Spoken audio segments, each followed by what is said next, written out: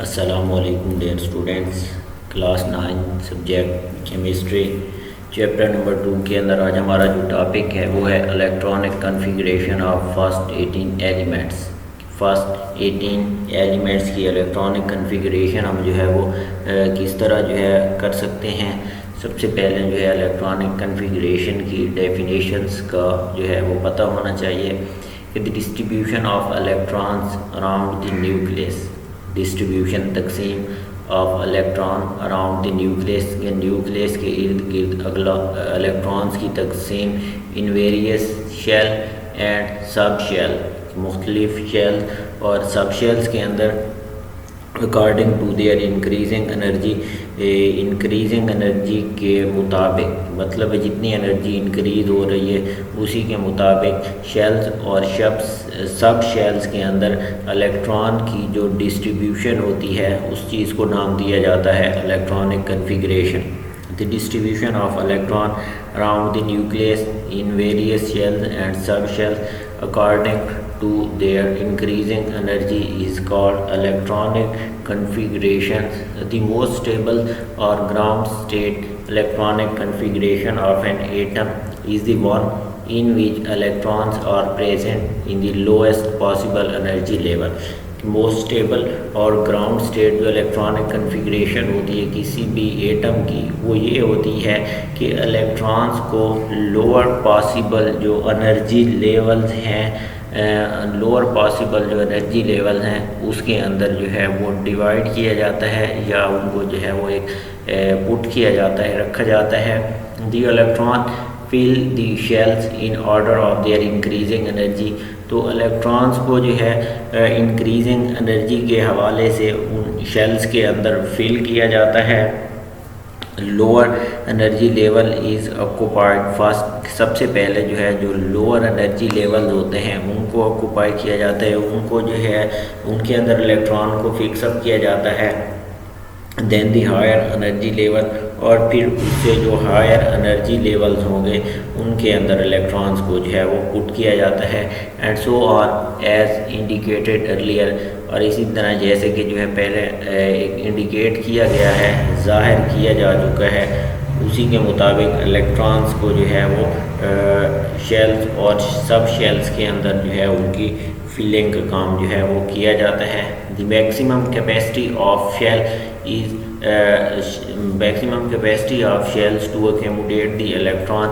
Is as follow, कि कुछ यहाँ पर इलेक्ट्रॉन्स की जो है वो कैपेसिटी ये बताई गई है कि जो उनके अंदर इलेक्ट्रॉन्स किसी भी शेल के अंदर जो है वो समा सकते हैं। तो इसमें यहाँ पर ये डायग्राम एक स्केच दिया गया, उसमें इलेक्ट्रॉन्स की जो है वो फिलिंग उनकी जो है वो दिखाई गई है। सबसे पहले तो जो है हमें इलेक्ट्रॉन्स के जो शेल्स होते हैं उनके अंदर इसकी तादाद का जो है वो पता होना चाहिए कि कितने कितने हम जो है इलेक्ट्रॉन्स उनके अंदर जो है वो पुट कर सकते हैं। तो सबसे पहले हमारे पास जो है के शेल कैन अकोमोडेट 2 इलेक्ट्रॉन, के शेल के अंदर हम ज़्यादा से ज़्यादा जो है वो 2 इलेक्ट्रॉन्स ऐड कर सकते हैं, पुट कर सकते हैं। इसके बाद है नंबर 2 पर L shell can accommodate 8 electron, के एल शेल के अंदर ज़्यादा से ज़्यादा हम 8 इलेक्ट्रॉन जो है अकोमोडेट कर सकते हैं, रख सकते हैं। M shell can accommodate 18 electron, M shell के अंदर हम जो है वो ज़्यादा से ज़्यादा 18 इलेक्ट्रॉन जो है वो पुट कर सकते हैं। N shell can accommodate 32 electron, और जो एक हमारे पास एन शेल होता है उसके अंदर हम ज़्यादा से ज़्यादा जो है 32 इलेक्ट्रॉन्स ऐड कर सकते हैं, फिल कर सकते हैं। और इसी तरह ये जो है वो फिर प्रोसेस एक सीक्वेंस के साथ जो है वो चलता जाएगा। As we know, there is a slight difference between the energies of the sub shell within a shell. ये जिस तरह हम जानते हैं कि सब शेल की एनर्जी जो है वो शेल के हवाले से उनके अंदर थोड़ा बहुत जो है वो डिफरेंस पाया जाता है कि शेल की एनर्जी जो है वो अलग होती है, जबकि उसके साथ जो एक सब शेल होता है उसकी एनर्जी जो है वो अलग होती है। Therefore, filling of electrons in subshell of a shell is such as that as subshell is filled fast के जैसे ही हम जो है एक शेल के सब शेल को फिल करने की तरफ जो है वो आते हैं, या किसी भी शेल के सब शेल को हम जो है वो फिल करते हैं, तो उसमें सबसे पहले हमने जो है वो उसका जो एक एस सब शेल होगा उसको फिल करेंगे first, then it's P subshell, फिर इसके बाद हमारे पास जो है वो पी सब शेल आएगा, उसको हम फिल करेंगे, and then other subshells और फिल्ड, और बाद में उसके जो दूसरे सब शेल होंगे उसको हम जो है वो फिल कर सकेंगे। The maximum capacity of subshell to accommodate electron is कि मैक्सिमम जो सब शेल की जो कैपेसिटी होती है वो ये है कि s subshell can accommodate 2 electrons. S subshell के अंदर हम जो है 2 इलेक्ट्रॉन एकोमोडेट कर सकते हैं। P subshell can accommodate 6 electron, तो पी सब शेल के अंदर हम जो है वो 6 इलेक्ट्रॉन एकोमोडेट कर सकते हैं। Let us find the electronic configuration of elements and their ions with the help of few examples. Keep in mind we should know 3 things कि हम जो इलेक्ट्रॉनिक कन्फिगरेशन किसी भी एलिमेंट की इलेक्ट्रॉनिक कन्फिगरेशन करने से पहले हमें इन 3 पॉइंट्स का जो है वो इल्म नॉलेज होना जो है वो ज़रूरी है। सबसे पहले बात जो इसमें बताई गई है जो है number of electron in an atom, कि कोई भी हमारे पास जो एक एटम है जिसकी हम जो है इलेक्ट्रॉनिक कन्फिगरेशन कर रहे हैं, तो हमारे पास उसके जो है वो नंबर ऑफ़ इलेक्ट्रॉन्स का पता होना चाहिए। नंबर 2,